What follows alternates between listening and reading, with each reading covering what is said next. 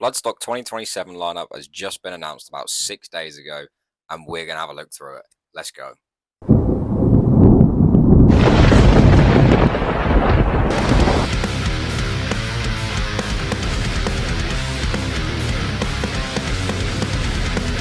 Now, this got released about 6 days ago, and I haven't really had a chance to actually sit and look at it.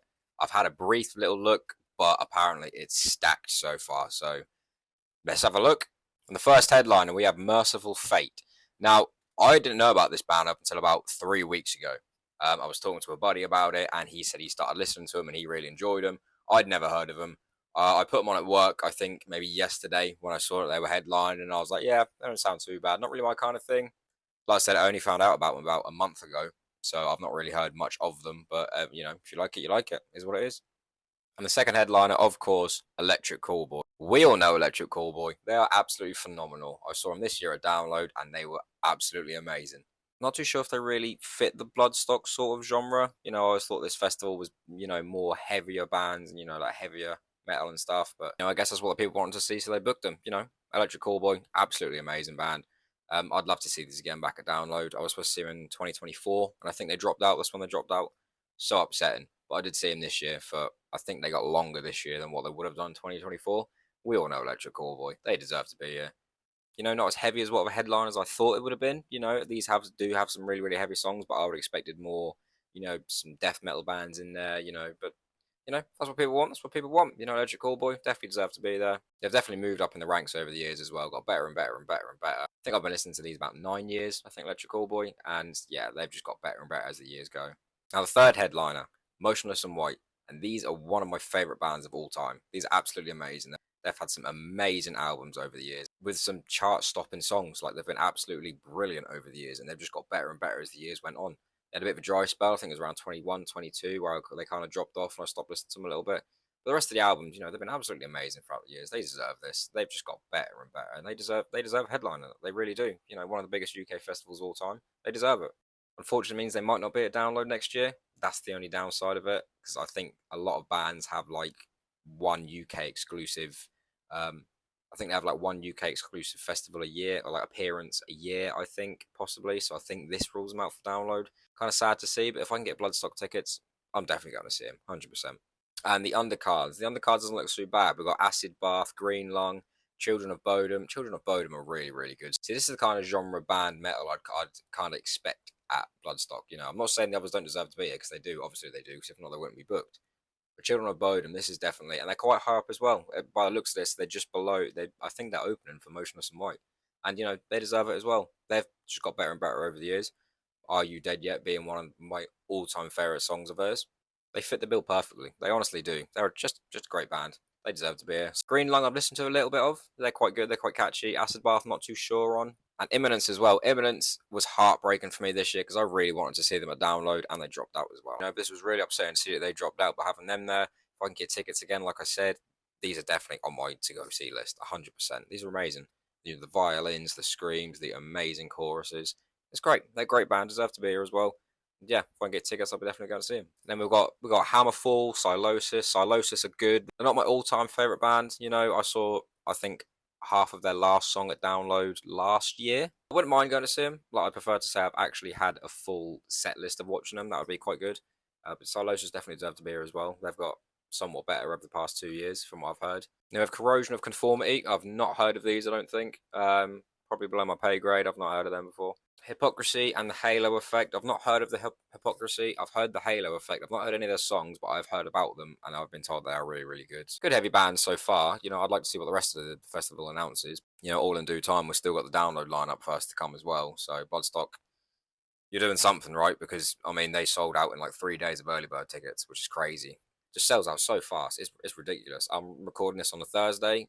The lineup got announced on the Saturday, and I think early bird tickets sold out on the Tuesday. You're talking like 3 days, and early bird tickets have sold out. But the reason they sell out so quick is because they know the headliners. They know some of the bands that are going to be there, which obviously we don't until about October, November time.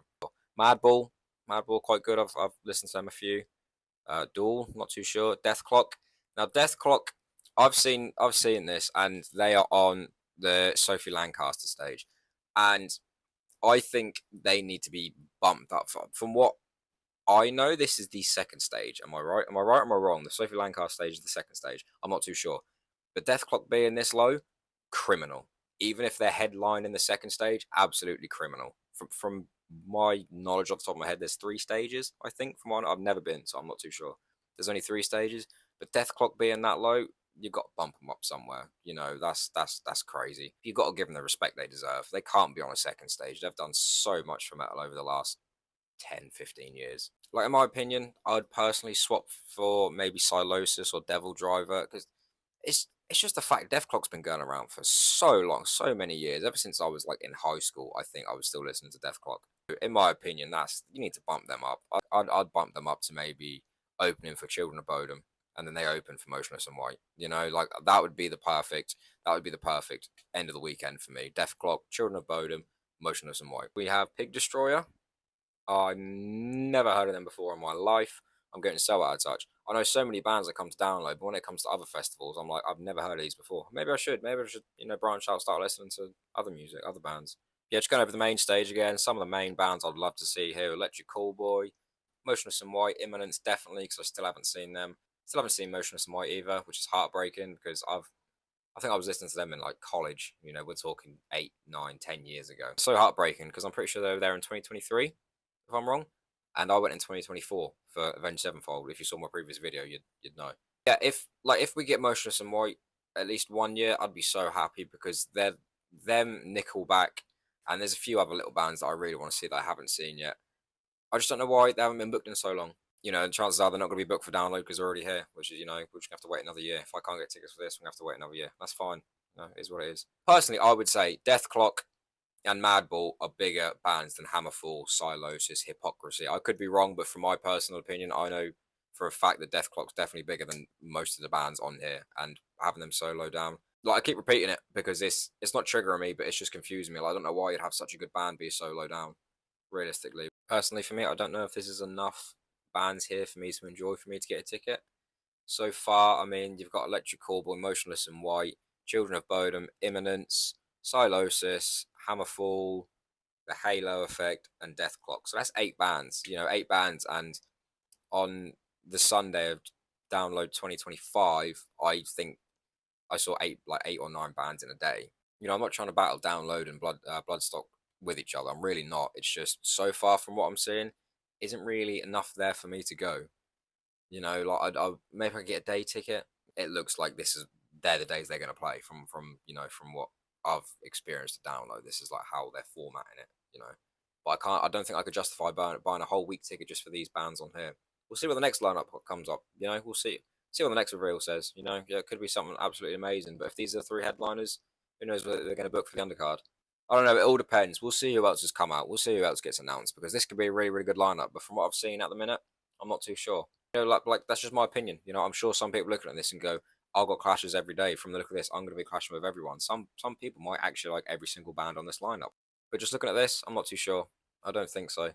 I think because this year's download was so stacked with bands, there was so many bands I would not expect to see there all at the same time. We had Baby Metal, Black Veil Brides, Electric Callboy, Limp Bizkit. There was all these amazing, great bands that were just everyone was freaking out because they were so worried they were going to miss bands. It was Hailstorm as well, missed them as well. I think looking at this compared to this year's download, it's very different. And I know I shouldn't be comparing them, and I don't want to be comparing them. But if you look at last year's reveal for download this year compared to this, it doesn't really hold up, in my opinion. I might go for the fun of it. Like I said, I've never been to Bloodstock, and if I could go to download next year in June, then go to this in the August, it's 2 festivals in 1 year, something else I've never done as well. I've stuck to download. Next year will be my 4th time going in a row, and it's just I've never looked at a Bloodstock lineup and gone, oh, this would have been great. Apart from last year's, but I couldn't. There was no chance I was getting a ticket. I think I blinked and the tickets were gone. It was absolutely crazy. Yeah, let me know what you think about this lineup. Personally, for me, like I said, not too sure if it's worth me going. If we can get some better bands on the undercards, who knows? It could be great. But from what I'm seeing, I'm pretty sure there's 3 stages, and I'm only seeing 2 here. Like I said, I've never been a Bloodstock, complete rookie. I know nothing about it, but I'm pretty sure there's 3 stages if I'm wrong. But looking at this, I'm not too sure. Let me know what you guys think. And yeah, we'll revisit it when we get the rest of the bands announced. That's just my opinion. Don't take a shot at me because I've said that your favourite band is not for me. It's a personal opinion. You can go listen to what you want. I'll listen to what I want. That's why we're there. That's why we're there for the week. You know, everyone loves it. Let me know what you guys think. Leave a like and subscribe. See you soon.